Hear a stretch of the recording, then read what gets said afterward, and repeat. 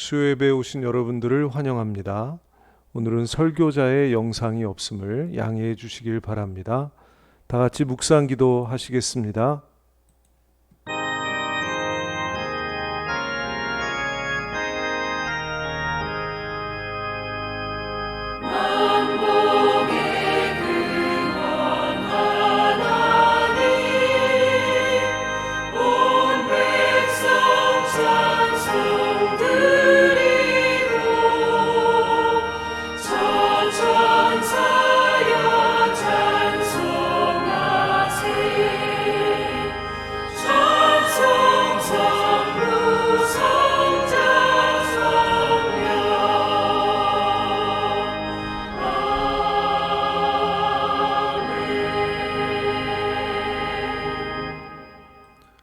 하나님께 노래하며 그의 이름을 찬양하라. 하늘을 타고 광야에 행하시던 일을 위하여 대로를 수축하라. 그의 이름은 여호와이시니 그의 앞에서 뛰놀지어다. 아멘. 찬양을 받으시기에 합당하신 아버지 하나님, 오늘도 저희의 찬양과 경배를 받으시려고 귀한 시간 허락해 주신 줄로 믿사오니 참여한 당신의 백성들 성령으로 충만하게 하시고 전능하신 주권자 하나님의 영광을 알려주셔서 전심으로 그리고 진심으로 하나님 앞에 뛰놀며 기쁘게 예배하도록 인도하여 주옵소서. 영광받아 주시옵소서. 예수님의 이름으로 기도하옵나이다. 아멘. 찬송가 411장 하나님께 올려드립니다.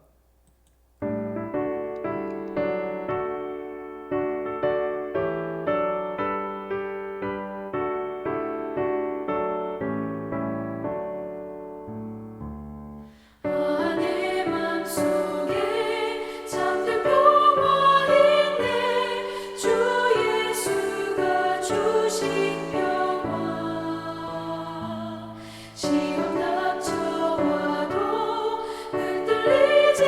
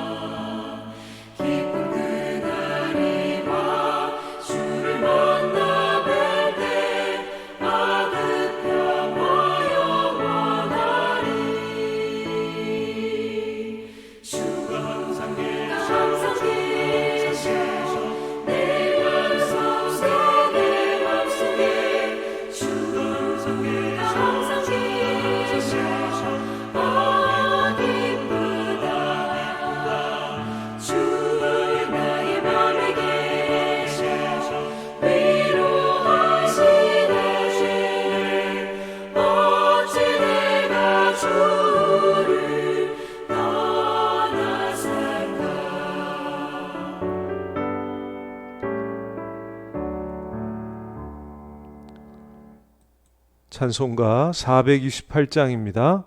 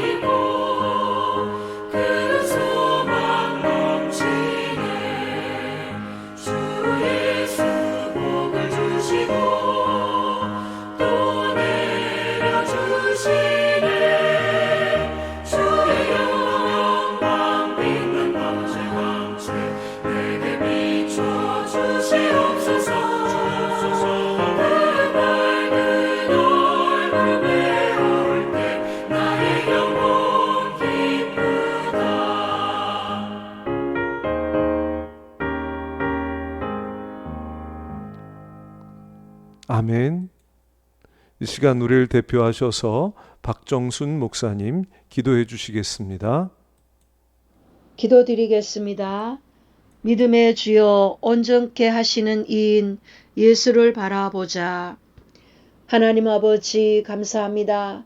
3일 동안도 하나님께서 저희들에게 은혜를 베풀어 주셔서 건강하게 하나님의 은혜 가운데 살아갈 수 있도록 주님이 함께하여 주셔서 참으로 감사를 드립니다. 하나님 아버지, 이 시간 아버지 앞에 예배를 드립니다. 하나님께 예배를 드릴 때 마음을 다하여서 신령과 진정으로 예배 드릴 수 있는 귀한 시간이 되어지게 하여 주옵소서. 하나님 아버지, 저희들이 예배를 드릴 때에 형식적으로 하나님께 예배 드리지 않게 하여 주옵시고, 마음을 드리며 하나님께 집중하여서 예배 드릴 수 있는 귀한 시간이 되어줄 수 있도록 하나님의 성령이 함께하여 주시옵소서. 하나님 아버지, 전 세계적으로 코로나로 인하여서 고통 가운데 있습니다. 우리 하나님께서는 모든 것들을 다 아시는 주님이신 줄 믿습니다. 하나님, 하루속히 전 세계적으로 코로나가 종식이 되어질 수 있도록 하나님이 도와주시옵소서.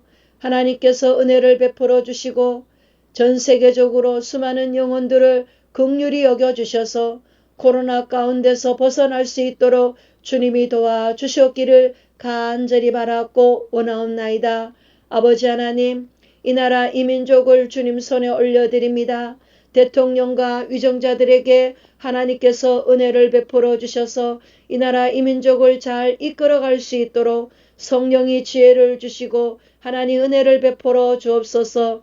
하나님 아버지, 이 땅 가운데 아버지 하나님 음란과 부정과 부패로 인하여서 죄악이 만연한 가운데 있습니다. 모든 죄의 사슬들을 주님의 십자가의 보혈의 능력으로 주님 다 끊어 주시옵시고 하나님의 거룩을 회복할 수 있는 이 나라가 될 수 있도록 주님이 역사하여 주시옵소서.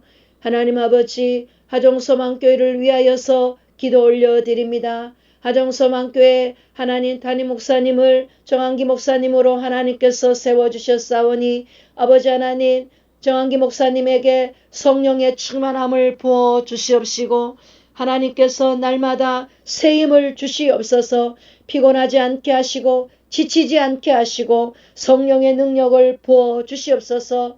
아버지 하나님, 그리하여 하정소망교회를 이끌어 나가시기에 조금도 부족함이 없도록 하나님의 성령의 능력을 강하게 부어 주시옵기를 간절히 바라옵고 소원하옵나이다. 하나님의 말씀을 준비하실 때마다 성령께서 말씀의 지혜와 지식과 아버지 하나님 하늘의 신령한 은혜를 주님께서 부어주셔서 영양가 있는 그러한 주님의 말씀을 아버지 하나님 성도들에게 선포할 수 있도록 하나님 함께하여 주옵소서. 영육간의 강건함을 다하여 주시고 피곤하지 아니하도록 하나님이 붙들어 주시옵소서. 가족들의 건강을 주님이 지켜주시고 가족들의 아버지 하나님 모든 어려운 문제들도 우리 하나님이 해결하여 주시고 하나님이 함께하여 주시옵기를 간절히 바랐고 소원합나이다. 아버지 하나님, 하정소망교회의 아버지 하나님 성도들을 위하여서 기도 올려드립니다. 질병으로 인하여서 입원해 있고 하나님 고통 가운데 있는 지체들도 있습니다. 또한 물질로 어려움을 겪고 있는 지체들도 있습니다. 그들의 모든 어려움들을 우리 하나님께서 다 헤아려 주셔서 하루속히 모든 문제 가운데서 아버지 하나님 해결함을 받을 수 있도록 주님 도와주시옵기를 간절히 바랐고 원하옵나이다. 아버지 하나님, 우리 유판곤 집사님 하나님께서 모든 건강을 주님 회복시켜 주셔서 하루속히 건강한 모습으로 태어날 수 있도록 주님 도와주셨기를 간절히 바랐고 원하옵나이다. 연로하신 어르신들도 하나님께서 강한 능력의 오른손으로 주님 붙들어 주시고 강건케 하여 주시옵시고 날마다 하나님께서 새 힘을 부어주셔서 주님 날아가는 그날까지 믿음으로 승리하도록 주님 도와주셨기를 간절히 바랐고 원하옵나이다.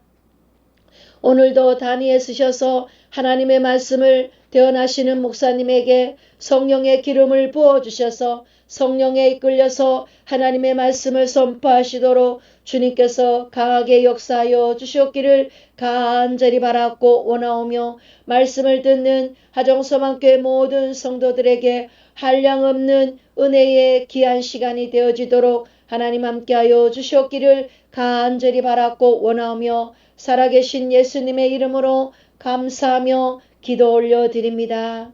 아멘.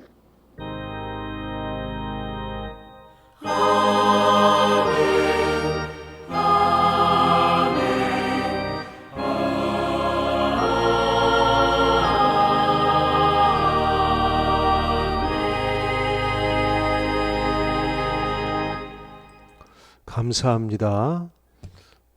하나님 말씀을 봉독하겠습니다. 마태복음 11장 1절에서 6절 말씀입니다. 마태복음 11장 1절에서 6절까지 말씀 함께 봉독하시겠습니다.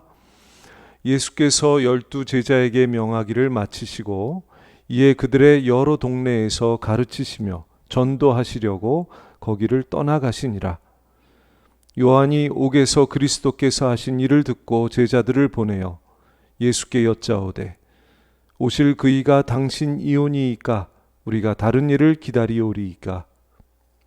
예수께서 대답하여 이르시되 너희가 가서 듣고 보는 것을 요한에게 알리되 맹인이 보며 못 걷는 사람이 걸으며 나병 환자가 깨끗함을 받으며 못 듣는 자가 들으며 죽은 자가 살아나며 가난한 자에게 복음이 전파된다 하라.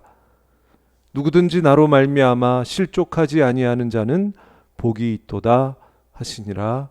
아멘. 이 말씀 가지고 주님 때문에 실망하지 않는 신앙, 이런 제목으로 하나님 말씀 전하겠습니다. 우리가 신앙생활 하다 보면 실망할 때가 종종 있습니다. 하나님께 실망하고 사람에게 실망하고 또 교회에 실망합니다. 그럴 때 우리의 마음은 회의에 빠지죠. 이 신앙생활이 무슨 의미가 있나? 기도하는 게 무슨 소용이 있나? 결국에 이 마음을 다 잡지 못하면 이제 하나님께 대한 열정은 다 식고 별 기대 없이 교회만 왔다 갔다 하는 형식적인 신앙이 되고 맙니다. 오늘 말씀에도 보면 실망한 사람이 나오는데 바로 세례 요한입니다. 그는 광야에서 회개의 세례를 베풀면서 메시아의 길을 예비한 사람입니다. 또 그는 정의의 사람이었고 불의를 보면 성난 사자처럼 외쳐대는, 말 그대로 광야에서 외치는 자의 소리, 이런 삶을 살았던 사람입니다. 당시 유대 나라는 로마 제국의 속국이었습니다.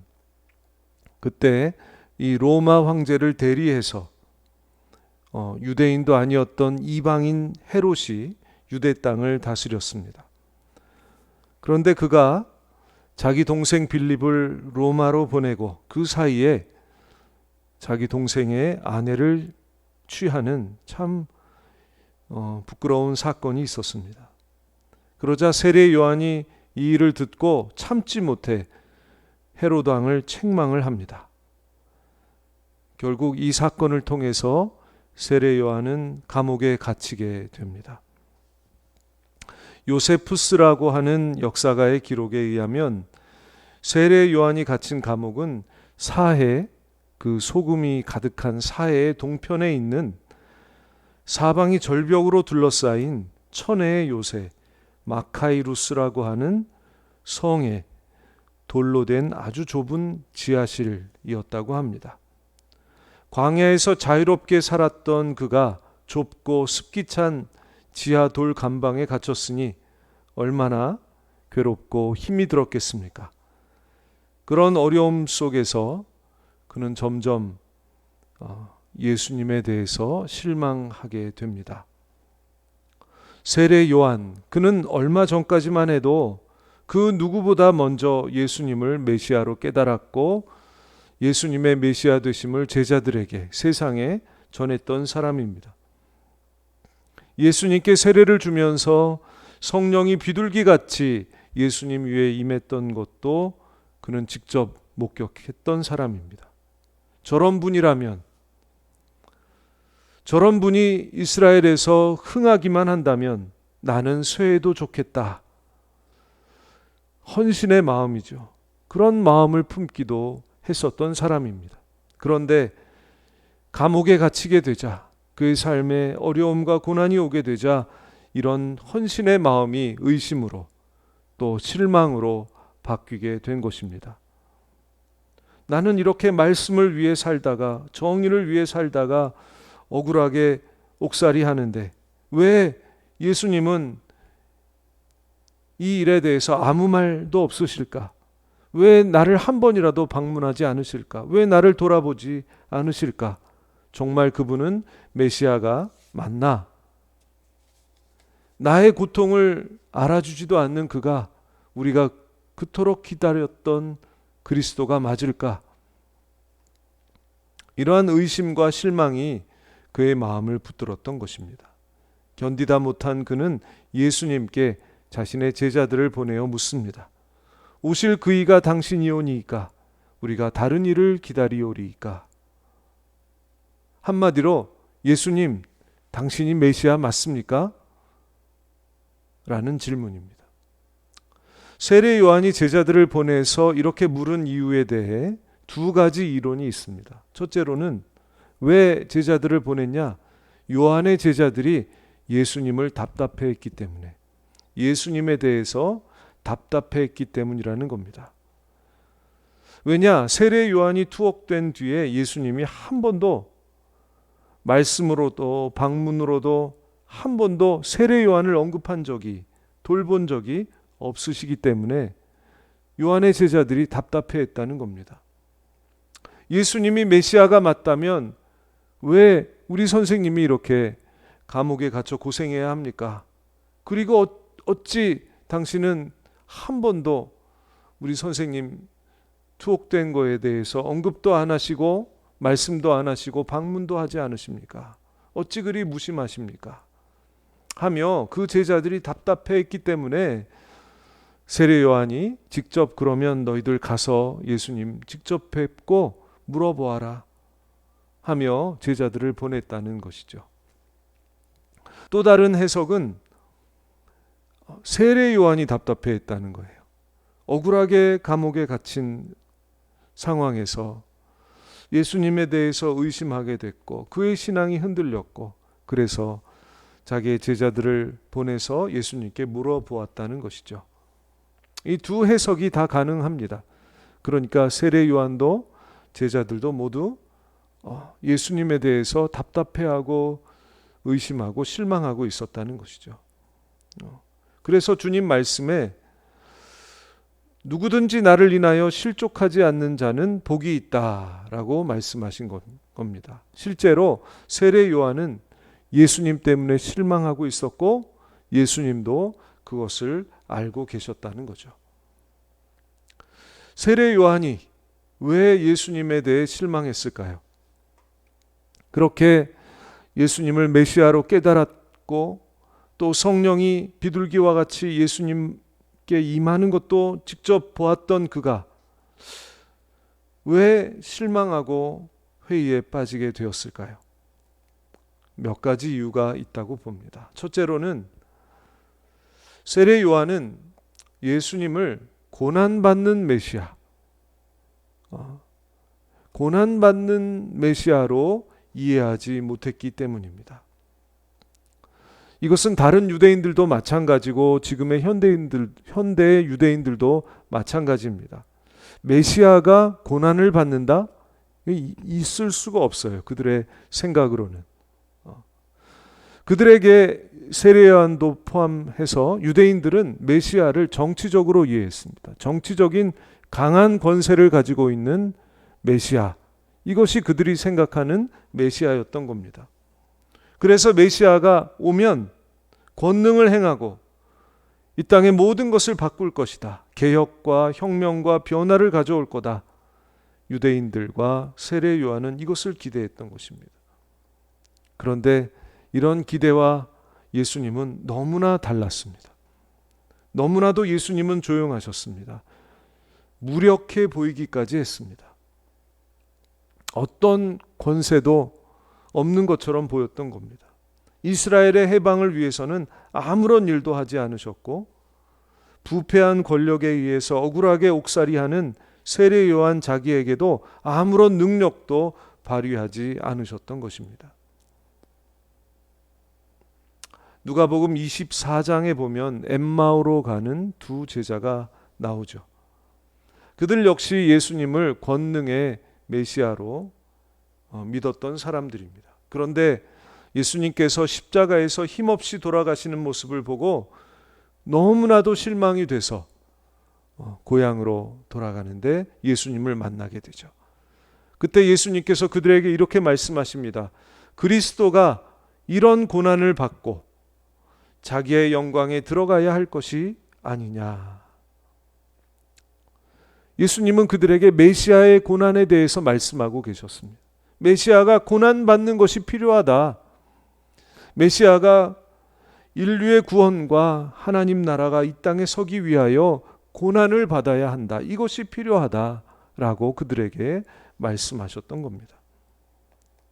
비로소 그들이 이해했지만 그 전까지는 전혀 메시아가 고난받는다? 여기에 대해서 전혀 이해하지 못했고 다만 그들이 바라본 것은, 믿은 것은 영광의 메시아, 승리하는 메시아, 권능과 능력의 메시아만을 바라보았던 것이죠. 세례 요한도 그와 똑같습니다. 예수님이 메시아라면 능력이 있을 것인데 왜 고난받는 이스라엘과 나를 그 능력을 가지고도 구하지 않느냐 하는 것이었습니다. 그런데 예수님의 대답은 무엇입니까? 문둥병자가 고침을 받고 안진뱅이가 일어서고 귀머거리가 듣게 되고 맹인이 보며 죽은 자가 살아나고 가난한 자에게 복음이 전파되고 있다고 세례 요한에게 알려주라는 것입니다. 즉 예수님은 세례 요한이 예수님에 대해서 또 메시아에 대해서 오해 없이 바로 알기를 바라셨던 것입니다. 분명 예수님은 능력자이십니다. 능력자이시지만 그 능력으로 불의한 로마 제국과 불의한 특권층을 심판하러 오신 것이 아니라 가난한 자들과 병든 자들과 소외된 자들 한 사람 한 사람을 사랑하고 구원하고 회복시키는 그 일에 능력을 사용하기 위해 오셨다고 하는 것입니다. 이 말씀으로 메시아와 예수님에 대한 오해가 풀리기를 원하셨던 것이죠. 덴마크의 키에르케고르라고 하는 기독교 철학자가 이런 말을 했습니다. 요즘 기독교인들은 너무 체면이 없다. 십자가에 돌아가신 예수님을 믿는다고 하면서 자신들은 잘 살려고만 한다. 유대인들과 마찬가지로 기독교인들이 메시아의 고난, 십자가의 고난, 십자가의 길을 생각하지 않고 영광과 승리, 성공과 부흥만을 바라본다는 것입니다. 우리가 보통 그렇지 않습니까? 잘 되고 형통한 것만이 하나님의 역사요 인도하심이라고 생각합니다. 그래서 주님의 고난, 그리고 우리에게 닥친 주님이 허락하신 고난을 잘 이해하지 못하고 실망하고 실족할 때가 많은 것입니다. 그런데 성령님은 이런 하나님에 대한 오해를 바로 잡아주시는 분이십니다. 이 시간 성령님의 도우심으로 하나님과 예수님에 대한 바른 이해를 갖게 되시기를 예수님의 이름으로 축복합니다. 그래야 우리가 신앙생활 하면서 실망하지 않고 실족하지 않게 되는 것이죠. 두 번째로 세례 요한이 예수님에 대해 실망하고 실족한 것은 그의 조급함 때문이었습니다. 그는 메시아 왕국에 대한 조급함이 있었습니다. 하루속히 메시아가 다스리는 왕국이 세워져서 이스라엘이 로마로부터 해방되고 자기 자신도 빨리 감옥에서 나가기를 바랬던 것입니다. 그의 조급함. 예전에 제가 많이 들었던 얘기인데요. 기도하는 분들이 하시는 말씀이 조급함은 마귀다. 혹시 그런 말씀 들어보셨어요? 제가 설교 중에 가끔 말씀드리기도 했던 이야기인데 조급한 것은 마귀다. 우리가 하나님의 역사와 하나님의 일과 하나님의 나라에 대해서 조급하게 되면 실망하게 되고 실족하게 되고 넘어지게 된다는 말입니다. 넘어져요. 마귀는 우리를 넘어뜨리잖아요. 실족하게 하잖아요. 근데 그게 조급함으로부터 온다는 것입니다. 요한복음 11장에 보면 마르다가 그랬습니다. 오빠 나사로가 병들었을 때에 아주 심각한 병이었죠. 그는 즉시 예수님께 그 사실을 알립니다. 그런데 예수님은 그 소식을 들으시고도 즉각 오시지 않으시고 며칠 후에나 되어서 나사로가 죽은 다음에야 오셨습니다. 결국 마르다는 실망을 했죠. 실망하는 마음이 생겼습니다. 마르다가 원하는 시간에 주님이 오시지 않았기 때문입니다. 응답하시지 않으셨기 때문입니다. 하지만 예수님이 늦게 오셨다고 응답하지 않으신 것은 아닙니다. 왜냐하면 죽은 나사로를 살리셨기 때문이죠. 만약에 나사로가 죽지 않았다면 다시 살리시는 주님의 부활의 역사도 없었을 것이고, 그 유명한 말씀, 나는 부활이요 생명이니 나를 믿는 자는 죽어도 살겠고 무릇 살아서 믿는 자는 영원히 죽지 아니하리니, 이 유명한 부활에 대한 귀한 약속의 말씀도 우리에게 주시지 못했을 것입니다. 가장 적당한 때에 예수님이 마리아에게 응답하셨고 찾아오셨던 것이죠. 가장 하나님께 영광이 되는 시간에 예수님이 역사하셨던 것입니다.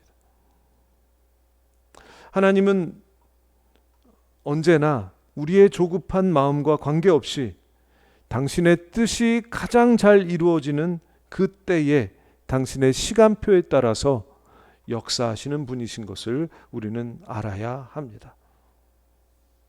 그러므로 하나님이 우리의 기도에 즉각 응답하기를 조급한 마음으로 기대하지 말고, 하나님이 가장 좋은 때에 하나님께 영광이 되는 때에 역사하시도록 하나님을 기다려드리고 하나님을 신뢰하고 오래 참는다면 우리는 결코 실망하거나 실족하지 않을 것이고, 우리가 기대하고 기도했던 것보다 더 좋은 것을 받게 될 것입니다.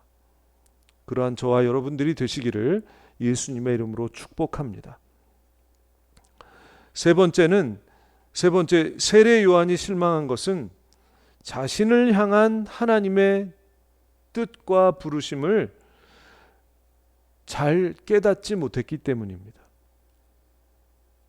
만약 그가 바라는 대로 예수님이 권능으로 역사하셔서 그가 감옥으로부터 나와 자유의 몸이 되었다면 과연 그는 어떤 사람이 되었을까요? 그 이후에 그의 인생은 어떻게 되었을까요? 아마도 그는 예수님을 따르는 제자가 되었을지도 모르겠습니다. 또는 교회의 성장에 큰 기여를 했을 수도 있을 것입니다. 아니면 그 반대였을 수도 있습니다. 어쨌든 우리는 알 수 없습니다. 중요한 것은 이것이죠. 그의 역할은 거기까지, 감옥, 거기까지였다는 것입니다. 그러므로 그를 위해 감옥문이 열리지 않았던 것입니다. 사도 바울도 여러 번 투옥되었다가 풀려났지만 로마 감옥에서만큼은 풀려나지 못하고 세례 요한처럼 목배임을 당하고 말았습니다. 왜냐? 그의 역할은 거기까지였던 것입니다. 야고보 사도는 다른 사도들처럼 오래오래 사역하지 못했죠. 너무 빨리 순교하고 말았습니다. 스데반 집사님도 마찬가지입니다. 만약 그분이 순교하지 않고 계속 살아계셨다면 빌립 집사님처럼 더 활발하게 사역하셨을지도 모릅니다. 하지만 그러지 못하셨죠. 왜 어떤 사람에게는 옥문이 열려 사는 역사가 나타나고 왜 어떤 사람에게는 옥문이 열리지 않아서 죽는 그러한 일이 발생하는 것입니까? 왜 어떤 때는 기적이 일어나고 어떤 때는 일어나지 않습니까? 거기까지가 그분들의 삶이고 역할이었던 것이기 때문입니다. 이 모든 것은 다 하나님의 주권과 섭리에 속한 일이기 때문입니다. 주권, 하나님의 주권, 하나님이 주인 되신 권세, 권리를 갖고 계신다는 것입니다. 우리는 아닙니다. 우리는 주인이 아닙니다. 우리는 주인이신 하나님을 따르는 사람들입니다. 그러므로 우리가 할 일은 하나님의 주권에 속한 일들을 받아들이는 것밖에는 없습니다. 받아들여야 합니다. 누가복음 1장에 보면 그 처녀 마리아에게 천사가 나타나서 아들을 낳을 것이라는 예언을 하는 장면이 나옵니다. 당시에는 처녀가 애를 낳으면 돌에 맞아 죽어야 하는 시대였습니다. 그래서 마리아는 도저히 그 천사의 말을 받아들일 수가 없었습니다. 하지만 결국에는 받아들이죠. 결단합니다. 이렇게 말합니다. 주의 계집종이오니 말씀대로 내게 이루어지이다 하며 하나님의 뜻을 받아들입니다. 왜냐? 하나님이 주권자이기 때문입니다. 그래서 받아들이는 거예요. 자기의 안전과 유익을 생각하지 않고 하나님의 주권자 되심을 생각하며 하나님의 뜻을 받아들입니다. 이것이 신앙입니다. 하나님의 주인 되심을 인정하고 받아들이는, 그분의 뜻을 받아들이는 것입니다. 이것이 신앙입니다. 나 중심적으로 나의 소원이 이루어져야 되고 나의 소원에 하나님이 꺾여야 되는 이런 나 중심적으로 신앙생활을 하게 된다면 언젠가는 하나님의 뜻과 부딪히게 되고 실족하는 일이 반드시 일어나게 될 수밖에 없습니다. 그러나 마리아처럼 말씀대로 내게 이루어지이다, 저는 주님의 계집종입니다 하면 하나님의 뜻에 내 삶을 드리고 따르게 되면 하나님과 동행하게 되고 결코 신앙생활 하다가 실족하지 않게 될 것입니다. 때로 하나님께서는 우리에게 세례 요한처럼 우리의 목숨도 요구하실 터인데 하나님의 주권자 되심과 그분의 뜻을 생각한다면 넉넉히 감당할 수 있을 것입니다. 그러니 우리에게는 믿음이 필요합니다. 주권자 하나님을 신뢰하며 믿는 것입니다. 특별히 부활의 믿음이 필요합니다. 나는 부활이요 생명이니 나를 믿는 자는 죽어도 살겠고, 아멘. 주님을 믿으면 죽어도 산다. 이 신앙이 우리 안에 분명하면 어떤 경우든 하나님께서 우리에게 희생을 요구하실 때에도 기쁘게 하나님을 따르고 동행하게 될 것이며 결코 실망하며 실족하는 일이 없을 줄로 믿습니다. 주님 우리에게 말씀하십니다. 누구든지 나를 인하여 실족하지 않는 자가 복이 있다. 그리스도의 고난을 이해하며 하나님의 뜻을 신뢰하고 따르는 신앙, 하나님의 주권과 섭리 안에서 나의 인생을 볼 줄 아는 신앙, 그리고 부활 신앙을 새롭게 갖추셔서 신앙생활하다가 결코 실망하거나 실족하지 않는 하나님께로부터 가장 귀한 것을 받으시는 복된 성도님들이 되시기를 예수님의 이름으로 축복합니다. 기도하겠습니다. 하나님 아버지, 저희를 구원해 주셔서 하나님 나라와 의를 위해 살도록 불러주셨는데 하나님 나라도 하나님의 의도, 십자가의 의미도 깨닫지 못하고 세례 요한처럼 지금의 나의 고통만 호소하며 신앙생활할 때가 너무나도 많음을 고백합니다. 성령님 이 시간 저희들에게 역사해 주셔서 하나님의 뜻과 십자가의 진정한 의미를 깨닫게 하시고 죽어야만 사는 부활을 믿도록 역사하여 주옵소서. 내 마음대로 내 뜻대로 신앙생활 하다가 실족하는 일이 없도록 진정한 신앙의 알맹이를 갖추는 저희들이 되게 하여 주옵소서. 그리고 마리아처럼 하나님의 뜻을 깨닫고 기꺼이 우리 자신을 헌신할 수 있는 믿음의 사람으로 키워 주옵소서. 예수님의 이름으로 기도하옵나이다. 아멘. 찬송가 341장 하나님께 올려드립니다.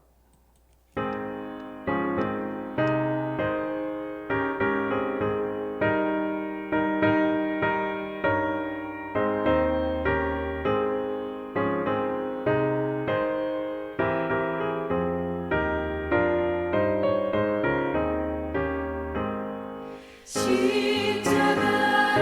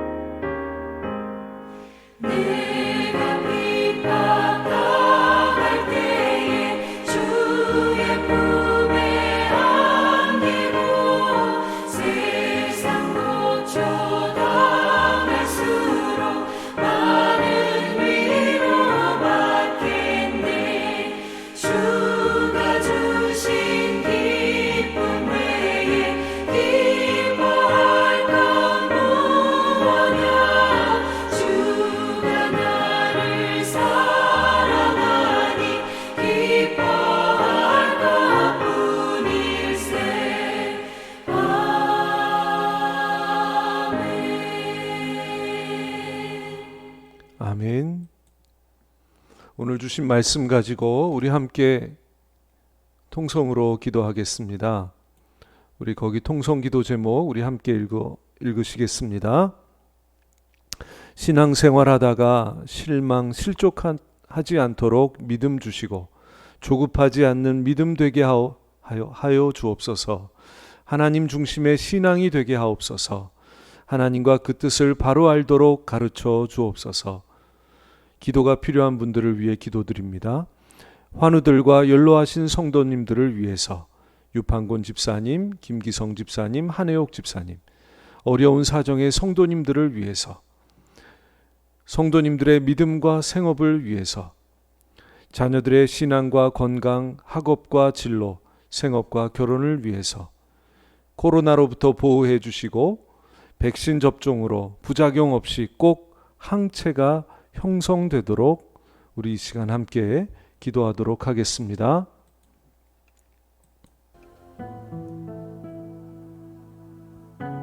하나님 아버지, 하나님 저희들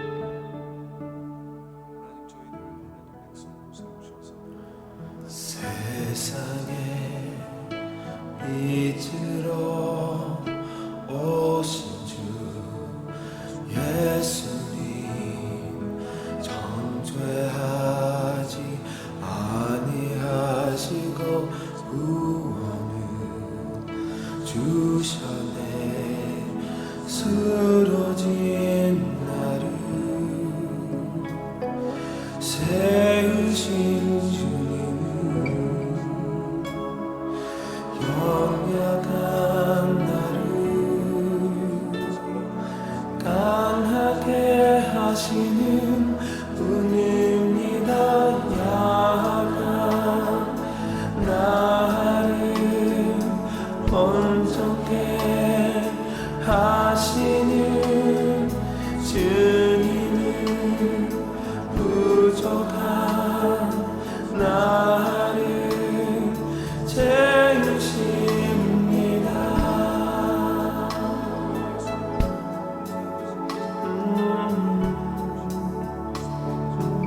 세상에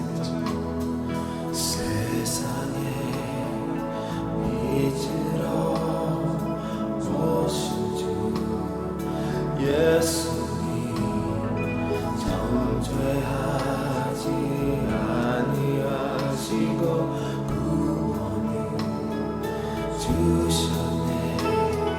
쓰러진 나를 세우신 주님은 연약한 나를 강하게 하시는